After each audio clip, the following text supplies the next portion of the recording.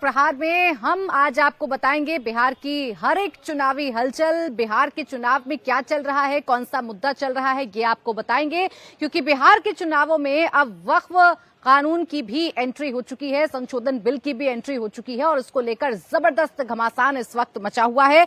आपको जानकारी दे दें, बिहार चुनाव में वक्फ की एंट्री हो गई है। वक्फ कानून को लेकर आरजेडी एमएलसी कारी शोएब ने एक बड़ी धमकी दी है। आपको जानकारी दें, उन्होंने कहा खगड़िया की रैली में कि अगर तेजस्वी यादव की सरकार बनी तो जिन लोगों ने वक्फ बिल का समर्थन किया है उनका इलाज किया जाएगा। कारी शोएब ने कहा कि अगर बिहार में तेजस्वी यादव की सरकार बनी तो वक्फ बिल को फाड़कर फेंक देंगे। आरजेडी इस समय कारी शोएब को मुस्लिम फेस के तौर पर प्रोजेक्ट कर रही है। पिछले दिनों जब मुकेश सहनी की डिप्टी सीएम फेस बनाए जाने पर सवाल उठे थे तो आरजेडी ने तेजस्वी के साथ हेलीकॉप्टर में सफर करते कारी शोएब की तस्वीर जारी करके डैमेज कंट्रोल करने की कोशिश की थी और अब कारी शोएब के जरिए आरजेडी वक्फ कानून खत्म करने का ऐलान कराकर मुस्लिम वोट को साधने की कोशिश कर रही है। तो ये आपको बता दें कि कारी शोएब, जिनको मुस्लिम फेस के तौर पर आरजेडी ने प्रोजेक्ट करना शुरू कर दिया है, कारी शोएब जो तेजस्वी यादव के साथ नजर आते हैं, वो कारी शोएब वक्फ संशोधन बिल को बड़ी बड़ी बातें कर रहे हैं, बड़े बड़े दावे कर रहे हैं और धमकी भरे अंदाज में ये कह रहे हैं कि इसे फाड़कर फेंक दिया जाएगा। अगर तेजस्वी यादव की सरकार बनती है बिहार में तो वक्फ संशोधन बिल को फाड़कर फेंक दिया जाएगा। अब सवाल ये है कि क्या कारी मुस्लिमों को इशारों इशारों में सेफ्टी की गारंटी दे रहे हैं? क्या एक है तो सेफ रहेंगे वाली बात कारी शोएब यहां मुसलमानों को समझाने की कोशिश कर रहे हैं? क्या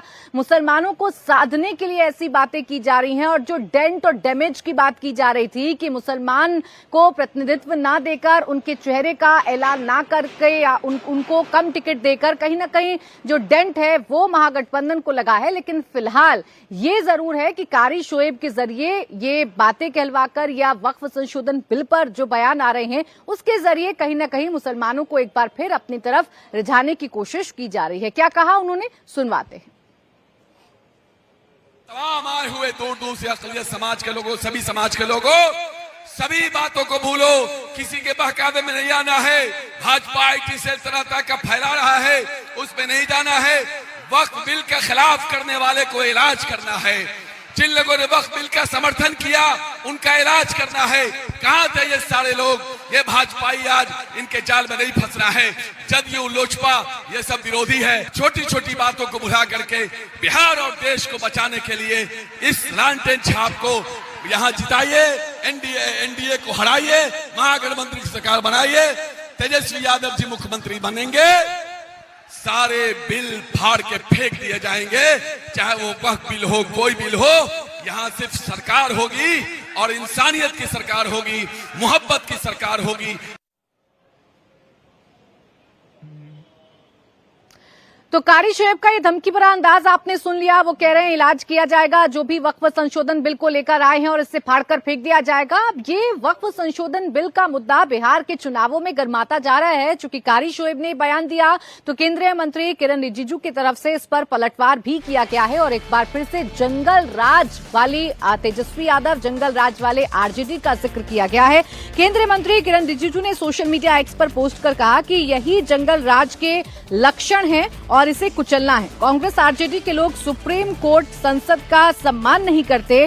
कांग्रेस, आरजेडी, लोकतंत्र इन सब का अपमान करती है। यानी कि कांग्रेस जो है और आरजेडी है वो लोकतंत्र का भी अपमान करती है, वो हमारे संविधान का भी अपमान करती है। तो सिर्फ किरण रिजिजू नहीं बल्कि बीजेपी नेता अमित मालवीय ने भी कारी शोएब के बयान पर महागठबंधन को आड़े हाथों लिया है। अमित मालवीय ने सोशल मीडिया एक्स पर पोस्ट कर बिहार के लोगों को जंगल राज की याद दिलाते हुए कहा कि कानून तो रहेगा लेकिन जमीनों पर डाका डालने का इरादा साफ है, यही आरजेडी का जंगल राज है। तो बीजेपी आरजेडी नेता के बयान को जंगल राज की सोच बता रही है। बिहार चुनाव में अब वक्फ का मुद्दा हावी हो गया है। बीजेपी नेता आरजेडी और कांग्रेस को चौतरफा घेरने में जुट गए हैं, क्योंकि एक बयान कारी शोएब की तरफ से आया और इसके बाद बीजेपी ने इसे हाथों हाथ ले लिया। बीजेपी कह रही है कि यही जंगल राज वाली सोच है कि जो बिल देश की संसद में रखा जा रहा है, देश की संसद से बनाया जा रहा है, आप उसे फाड़ने की बात कर रहे हैं, आप उसको बनाने वालों को भुगतने का जो है वो धमकी दी जा रही है। तो हमारे साथ खास मेहमान भी हैं। हमारे साथ हमारे एसोसिएट एडिटर नीतीश चंद्रा हैं, रवि उपाध्याय जी वरिष्ठ पत्रकार के तौर पर हमारे साथ हैं, फैजान अहमद जी वरिष्ठ पत्रकार के तौर पर हमारे साथ हैं और डॉक्टर संजय कुमार राजनीतिक विश्लेषक के तौर पर हमारे साथ हैं। सभी का बहुत स्वागत है। फैजान जी, पहले तो ये आप मुझे मुस्लिम फैक्टर समझाइए, क्या ये जरूरी है कि मुसलमानों को अगर एकजुट करना है तो हमें ऐसी भाषा का इस्तेमाल करना होगा जिस भाषा का इस्तेमाल कारी शोएब कर रहे हैं कि देखेंगे, इलाज किया जाएगा जिन्होंने ये बिल बनाया है और इसे हम फाड़ कर फेंक देंगे, तब की मुमकिन तो है नहीं है। अगर केंद्र बना रहा है कानून तो राज्य में लागू होगा ही। अब आपने भी जवाब ही दे दिया इसमें कि ये कानून तो केंद्र बनाएगा ना, केंद्र बना रहा है। इसमें राज्य सरकार, कोई भी राज्य सरकार जीत के आ जाए, वो कैसे इसमें कुछ अपना दखल दे सकती है। और जिस आदमी का आप नाम ले रही हैं, वो एक तो ये कि चाहे वो राजनीति हो या मुस्लिम समाज हो, उसमें उनकी कोई हैसियत नहीं है। ठीक है, वो आरजेडी के साथ लगे हुए हैं, आरजेडी ने उनको एमएलसी बना दिया। वो अपनी सफेद टोपी जो लगा के फिक्स रहती है उनके सर पर, उसकी वजह से ज्यादा मशहूर है। और अभी तेजस्वी यादव उनको अपने साथ मुस्लिम फेस बना के घूम रहे हैं। ये देख करके मुझे कुछ दहाई पहले की बात याद आ गई। रामविलास पासवान अपने साथ एक आदमी को लेके घूमते थे और उसका नाम उन्होंने रख दिया था ओसामा बिन लादेन। यानी उनको ये इम्प्रेशन था रामविलास पासवान जी को कि ओसामा बिन लादेन बहुत ही पॉपुलर मुस्लिम में है, अमंग मुस्लिम, अपनी वो टेररिस्ट एक्टिविटीज उसके अलावा वो बहुत पॉपुलर है। इसलिए वो एक आदमी को उसी तरह की वो दाढ़ी और वो पगड़ी और इस तरह का वो करके अपने साथ हेलीकॉप्टर पर रोज लेके घूमते थे। लेकिन उसका क्या असर हुआ? नील, कुछ नहीं असर हुआ। इसी तरह से देखिए ये कारी शोएब जो हैं, वो उनकी कोई पहचान नहीं है, उनकी कोई हैसियत नहीं। और जो जबान उन्होंने इस्तेमाल की है वो बहुत ही कंडमनेबल है कि हम फाड़ के फेंक देंगे। अरे आप, कानून बना हुआ है, कानून बनाता है केंद्र सरकार, उस पर बहस चली है सुप्रीम कोर्ट में। सुप्रीम कोर्ट में उसका इन्वॉल्वमेंट है, सुप्रीम कोर्ट का उस पर ऑर्डर आया है। उसको आप कहेंगे कि हम फाड़ करके फेंक देंगे, तो ये बहुत ही गलत भाषा है। और ठीक है, हम इसको उससे नहीं जोड़ेंगे कि ये जंगल राज की भाषा है या जो भी है, लेकिन बहरहाल ये बहुत ही नामुनासिब भाषा है। और देखिए वक्फ एक्ट, हम इलाज करेंगे जिन्होंने समर्थन किया है, तो ये भाषा क्या है? ये भाषा तो थोड़ा वायलेंट है, वायलेंस वाली भाषा है ये। तो मुझे लगता है कि इस पर तेजस्वी को या उनके और बड़े जो लीडर हैं, अब देखिए अगर तेजस्वी को मुस्लिम फेस दिखाने के लिए ले जाना था पब्लिक में, तो अब्दुल बारी सिद्दीकी उनके यहाँ बहुत ही सीनियर लीडर हैं, बहुत ही सीनियर लीडर हैं। कर्पूरी ठाकुर की मिनिस्ट्री में भी ये मिनिस्टर रहे हैं, इतने सीनियर लीडर हैं, लेकिन उनको तो साइडलाइन कर दिया गया, उनको कोई पूछा नहीं जा रहा है। और ये कारी शोएब जो कल का बच्चा है उसको लेकर के ये घूम रहे हैं। मुझे लगता है कि ये गलत डिसीजन है, ये गलत स्ट्रेटेजी है आरजेडी की, और इसमें वो कामयाब नहीं होंगे। क्योंकि मुस्लिम के बीच में वक्फ एक्ट एक ठीक है, एक इमोशनल इशू बनाने की कोशिश उसको की गई, लेकिन एक बार जब सुप्रीम कोर्ट का उस पर ऑर्डर आ गया तो मुझे लगता है कि वो इमोशनल इशू नहीं रह गया है। और वैसे भी वक्फ एक्ट का या वक्फ बोर्ड जो बने हुए हैं स्टेट्स में, उनका बहुत ही कॉमन मुस्लिम से कोई बहुत लेना देना नहीं होता है। वो लेना देना उन मुसलमानों से है जिन्होंने अपनी या उनके बाप दादा ने उनकी अपनी प्रॉपर्टी को वक्फ किया है। के बहाने तो डराने की कोशिश की जा रही है ना कि आपकी जमीनें छीनी जाएंगी, ये किया जाएगा, वो किया जाएगा, अत्याचार मुसलमानों पे बढ़ जाएंगे। अब नीतीश, ये तो लग रहा है कि जानबूझकर बयान दिलवाया गया है ना, वक्फ जो कानून है उसको चुनावों के बीच में लाना। और जो डेंट की बात की जा रही है कि मुसलमान डेंट हो सकता है इस बार या छिटक सकता है, तो एक बार फिर से अपने पाले में लाने की कोशिश है ऐसे भड़काऊ बयान देकर। निश्चित रूप से, और एक मुद्दा भी दे दिया उन्होंने, बैठे बिठाए उन्होंने एनडीए को एक मुद्दा दे दिया। और जिस तरह की भाषा का इस्तेमाल किया गया, जिस अंदाज में कहा गया, वो एक तरह से फिर से चुनाव का ये मुद्दा बन गया। तेजस्वी कुछ दूसरे मुद्दों को ले जा रहे थे, लेकिन अब देखिए कल जिस तरह से उन्होंने खुद ही कारी शोएब, जिनको वो साथ लेकर घूम रहे हैं, युवा चेहरे, उसके बाद एक मुद्दा मिल गया है बीजेपी को और लगातार इस मसले को उठाया जा रहा है। कारी शोएब युवा चेहरे हैं, आरजेडी के प्रधान महासचिव हैं, यूथ आरजेडी के। और ठीक कहा फैजान साहब ने कि अब्दुल बारी सिद्दीकी से बड़ा मुस्लिम चेहरा कोई नहीं है, लेकिन वो घर में बैठे हुए हैं, न चुनाव प्रचार के लिए जा रहे हैं, न उनको टिकट तो ऑफर किया गया, लेकिन कब किया गया? बिल्कुल आखिरी समय में, नॉमिनेशन के समय में उतने बड़े नेता को बताया गया कि आप चुनाव लड़िए, और उसके बाद उन्होंने जाहिर है कोई तैयारी अचानक इस तरह से करना बहुत मुश्किल होता है, तो उन्होंने इससे इनकार कर दिया। हालांकि वो एमएलसी भी हैं, उनका भी वक्त बचा हुआ है, लेकिन चुनाव लड़ना वो चाहते थे, लेकिन आखिरी वक्त में उनको कहा गया है। दूसरी बात कि तेजस्वी यादव से भी ये सवाल आज पूछा गया, प्रेस कॉन्फ्रेंस थी सुबह में, वक्फ वाला मुद्दा चूंकि जोर पकड़ चुका है। तेजस्वी यादव ने थोड़ी सावधानी बरती, उन्होंने कहा कि इस पर मुझे जो कहना था मैं पहले कह चुका हूं, और तेजस्वी यादव की भी यही लाइन है।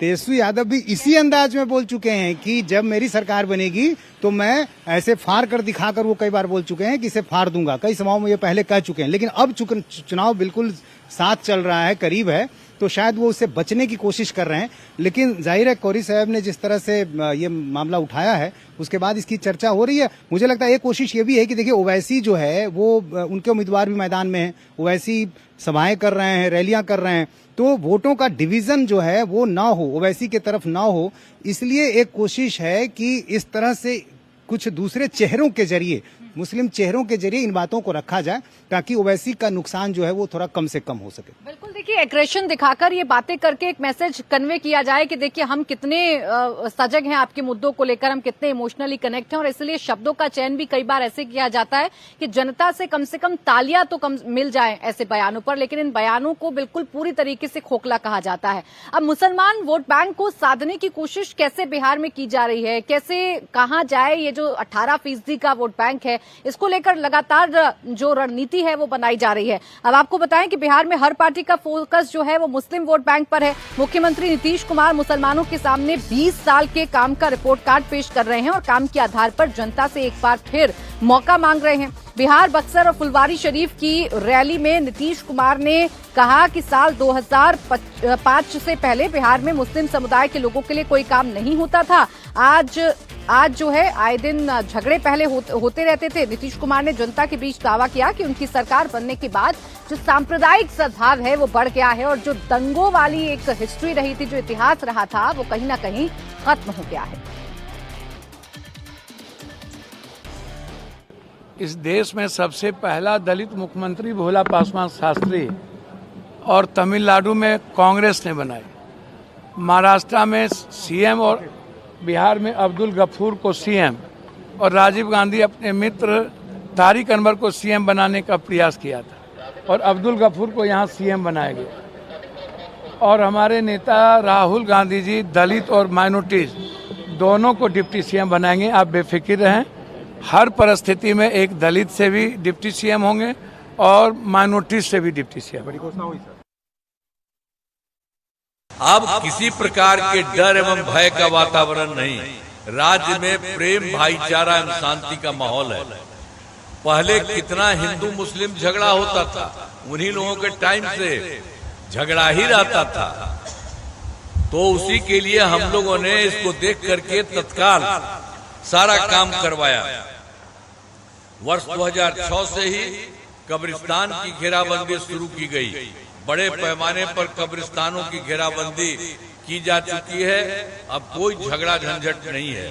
हमने शुरू से ही सभी तबकों का विकास किया, चाहे हिंदू हो, मुस्लिम हो, अपर कास्ट हो, पिछड़ा हो, अति पिछड़ा हो, दलित हो, महादलित हो, सभी के लिए काम किया है। और मुस्लिम समुदाय के लिए भी हम लोगों ने काफी काम किया है। मदरसों को सरकारी मान्यता दी गई है, उनके शिक्षकों को सरकारी शिक्षकों के बराबर वेतन दिया जा रहा है सरकार की तरफ से। पहले भी बहुत डिमांड करता था, तब पहले वाली सरकार ने तो कुछ नहीं किया था, और जब हम ही लोग आए तो इन लोगों के लिए पूरा का पूरा हम लोगों ने कर दिया।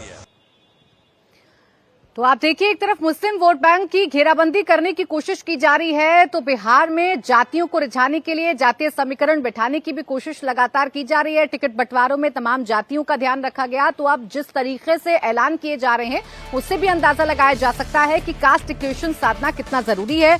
बिहार चुनाव में मुख्यमंत्री अपने काम गिना रहे हैं, तो दूसरी तरफ तेजस्वी बड़े बड़े वादे कर रहे हैं और अब तेजस्वी ने जाति कार्ड खेल दिया है। तेजस्वी यादव ने नाई, कुम्हार, बढ़ई, लोहार को आर्थिक मदद का ऐलान किया है। महागठबंधन सरकार बनने पर इस वर्ग के कामगारों को 5 साल के लिए 5 लाख की मदद बिना ब्याज के दी जाएगी। इसके अलावा भी तेजस्वी ने कई बड़ी घोषणाएं की हैं। त्रिस्तरीय पंचायत प्रतिनिधियों का मानदेय दुगना किया जाएगा। इसके साथ ही पंचायत और ग्राम कचहरी प्रतिनिधियों को पेंशन और 50 लाख रुपए का बीमा भी दिया जाएगा। त्रिस्तरीय पंचायत प्रतिनिधियों एवं ग्राम कचहरी प्रतिनिधियों का मानदेय भत्ता दुगुना किया जाएगा। हमारी सरकार बनने पर, महागठबंधन की सरकार बनने पर पूर्व पंचायत एवं ग्राम कचहरी प्रतिनिधियों को पेंशन राशि देने की शुरुआत की जाएगी। त्रिस्तरीय पंचायत एवं ग्राम कचहरी प्रतिनिधियों का 50 लाख का बीमा किया जाएगा। साथ ही जो मेहनत का जो लोग हैं, मेहनत का जो लोग, चाहे नाई हो, कुम्हार हो, बढ़ई हो, लोहार हो, इन जातियों के आर्थिक उत्थान उन्नति के लिए एवं स्वरोजगार के लिए 5 साल के लिए 5 लाख की एक मुश्त ब्याज रहित आर्थिक सहायता राशि प्रदान की जाएगी। इस राशि से ये आधुनिक टूल्स और औजार जो है स्वरोजगार के लिए खरीद सकते हैं। तो देखिए, ईबीसी वोटर्स को रिझाने की कोशिश है। 36% तकरीबन ईबीसी वोटर्स हैं बिहार में और इनका रुझान पारंपरिक तौर पर नीतीश कुमार के साथ रहता है, लेकिन ये ईबीसी वोटर्स जिसके साथ रहें उसके पास सत्ता की चाबी रहेगी। इसलिए चाहे नाई, कुम्हार, बढ़ई, लोहार, इन तमाम जातियों की बात इस वक्त तेजस्वी यादव करते हुए नजर आ रहे हैं। तो रवि जी, कितना इम्पैक्टफुल लग रहा है ये ईबीसी वोटर्स? बहुत बड़े फैक्टर हैं, 36% हैं और नीतीश कुमार के साथ रहते हैं। इस बार क्या तेजस्वी बिखराव कर पाएंगे इनमें? देखिए, निश्चित रूप से ईबीसी की जो बात हम लोग करते हैं या पिछड़ा से पिछड़ा की जो बात करते हैं, तेजस्वी यादव का इस पर फोकस्ड है और टिकट का बंटवारा भी इसी हिसाब से किया है। लेकिन सबसे समझने वाली बात यह है कि जातीय आधार पर टिकट का बंटवारा, जातीय गुलबंदी तो हो रही है, बात दिखाई भी पड़ रही है, लेकिन क्या जात और जात में गठबंधन दिखाई पड़ रहा है क्या? ये सबसे बड़ा अहम सवाल है। आप बिहार में अगर यदि आप अंदर में जाकर के, गांव में अगर यदि जाकर के आप देखिएगा तो जात और जात में गठबंधन होना बहुत टफ होता है। अब जैसे मान लीजिए भूमिहार और जादव में आपको 36 का आंकड़ा दिखाई पड़ता है।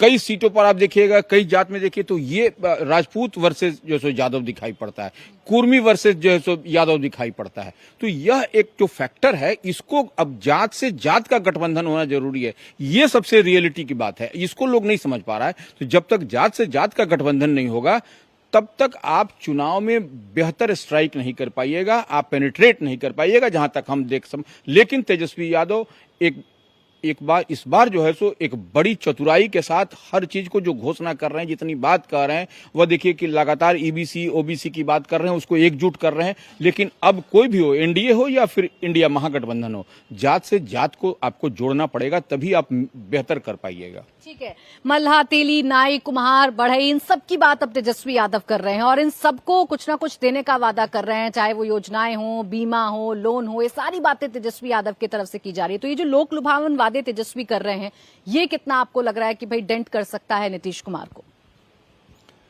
देखिए, 112 जातियां हैं ईबीसी में और वो 112 जातियों को हर तरह की सुविधा दे देंगे। क्या वो इकोनॉमिक्स की समझ तो उनको भी होगी ना? बिहार की स्थिति क्या, 3,17,000 करोड़ का बजट है, अपनी आमदनी इस राज्य की मात्र 22 से 23% है, 58-59% केंद्र से मिलता है, वो भी 41-42 टैक्स का जो हिस्सा है और बाकी जो इनको सब्सिडी मिलती है, बाकी तो 18-20% इनको निर्भर करना पड़ता है लोन पर। तो अब कल्पना कीजिए कि ठीक है, वेलफेयर स्टेट का ये कॉन्सेप्ट होना चाहिए कि हर के हिस्से में वेलफेयर स्कीम जाना चाहिए, लेकिन आपका फाइनेंस कहाँ है इसके लिए? सोर्सेज तो बता दीजिए, बजटीय प्रोविजन में इसको आप कैसे रखेंगे, ये तो आप कुछ बताते नहीं हैं। तो बस केवल एक घोषणा कर देते हैं कि हाँ, इनके हिस्से में हम इतनी राशि डाल देंगे ताकि हम ईबीसी को ब्रेक कर सके। बिल्कुल, नीतीश कुमार ने ईबीसी को मजबूत किया और मजबूत ही नहीं किया, बल्कि जिस तरह से पंचायतों में, नगर निकाय में उनको रिजर्वेशन का लाभ की शुरुआत उन्होंने की, उनके हिस्से में थोड़ी सी रोशनी डाली। अब उनको लगता है कि ये जो 36% ईबीसी वोटर है, ये नीतीश कुमार के साथ क्यों खड़ा है, इसको ब्रेक करने के लिए हम इनके हिस्से में थोड़ा वेलफेयर स्कीम की घोषणा करेंगे। लेकिन सवाल वहीं जाकर के रुकता है कि जिस राज्य पर 4,10,000 करोड़ का लोन हो, प्रतिदिन बिहार 63 करोड़ रुपया लोन के रूप में चुकाता है, इस बार ही 25 में इनको 23,000 करोड़ रुपया लोन के रूप में देनी है, उसके लिए इस तरह की घोषणाओं को कर करके, और वो भी एलओपी के तौर पर वो एक कॉन्स्टिट्यूशनल पोस्ट को होल्ड करते हैं, तो कोई वैसी बातें उनके द्वारा नहीं होनी चाहिए चुनावी वादे के क्रम में जिसके लिए कल आप उसको मीट न कर सकें। अगर मीट नहीं कर सकते हैं तो ठीक है, आप सबको बीमा करा देंगे, सबको इस तरह की फैसिलिटी दे देंगे, इस तरह से आप फैसिलिटेट कर देंगे, तो वादे करना और चीजों को एग्जीक्यूट करना दोनों में अंतर है। और उसके लिए जो इसका व्यवहारिक पक्ष है, व्यवहारिक पक्ष वहीं जाकर के रुकता है कि आपके पास सोर्सेज अगर हैं तो बता दीजिए कि हाँ हमारे पास सोर्सेज है। क्या इस बात की चर्चा आम बिहारी जो है वो करता है? जब घोषणा तेजस्वी यादव करते हैं तो क्या ये नैरेटिव साथ साथ चला जाता है कि कहां से देंगे, या पहले वो घोषणा सुनता है और उससे अट्रैक्ट हो जाता है? नहीं, नैरेटिव में चीजें नहीं आ पाती है। जैसे इन्होंने कहा कि हम हर परिवार के एक सदस्य को नौकरी देंगे। भाई बिहार में अगर 2,90,00,000 परिवार हैं, 26 लाख नौकरियां हैं, 26 को उसमें माइनस भी आप कर दीजिए तो हर परिवार को कहां से दे देंगे? 10,000 रुपया से लेकर के 30,000 रुपये तक की नौकरी का एक अगर कैलकुलेशन आप कर दीजिए तो बिहार का फाइनेंस तो ऐसे ही इनका बजट चला जाएगा 10 लाख करोड़ का। ये 10 लाख करोड़ कहां से मीट करेंगे? और फिर कैपिटल इन्वेस्टमेंट, मतलब जितने भी जो कैपिटल इन्वेस्टमेंट पर खर्च है सब जीरो हो जाएगा, सारा कुछ सैलरी में ही चला जाएगा। दूसरी चीज इन्होंने कम्युनिटी मोबिलाइजर के लिए अभी कहा कि भाई हम जो 1 लाख कम्युनिटी मोबिलाइजर है उनको 30-30 हजार रुपए की राशि दे देंगे। अब जरा जोड़ लीजिए ना कि बिहार का बजट कैसे है और कहां से ये इतनी राशि दे देंगे। तो ये डिस्कोर्स में चीजें आती हैं, ये घोषणाएं तो हो रही हैं और इसको ये रेफरेंस से जोड़ते हैं कि जिस तरह से 2020 में हमने कहा था कि हम सरकारी 10 लाख नौकरी देंगे, तो हमने 5 लाख तो दिया ना, ठीक है 10 लाख हम मीट नहीं किए, 5 लाख ये अपनी बात करते हैं। हालांकि नौकरी तो मुख्यमंत्री देते हैं, डिप्टी सीएम जैसी कोई चीज नहीं होता, वो मिनिस्टर ही होता है, एक ऑनररी पोस्ट होता है, तो वो तो कैबिनेट में डिसीजन होता है, मुख्यमंत्री इसको ये करते हैं, फाइनेंस विभाग से इसका परमिशन लिया जाता है, तब जाकर के चीजें एग्जीक्यूट होती है। यहां भी ये सवाल है कि जिस तरह से धड़ाधड़ ये घोषणाएं कर रहे हैं उसके लिए सोर्सेज अगर जब तक ये नहीं डिस्क्लोज करेंगे और बजटीय प्रोविजन में जब ये नैरेटिव कितना एनडीए बिल्ड कर पाएगी कि तेजस्वी सिर्फ वादे कर रहे हैं और ये वादे बड़े खोखले हैं? इसके पीछे क्या उनके पास सोर्सेज हैं, रिसोर्सेज हैं, क्या उनके पास रणनीति है, क्या उनके पास स्ट्रैटेजिक मैप है? ये देखना जरूर दिलचस्प होगा, क्योंकि अभी तो बड़ी बड़ी चुनावी घोषणाएं तेजस्वी यादव की तरफ से की जा रही हैं।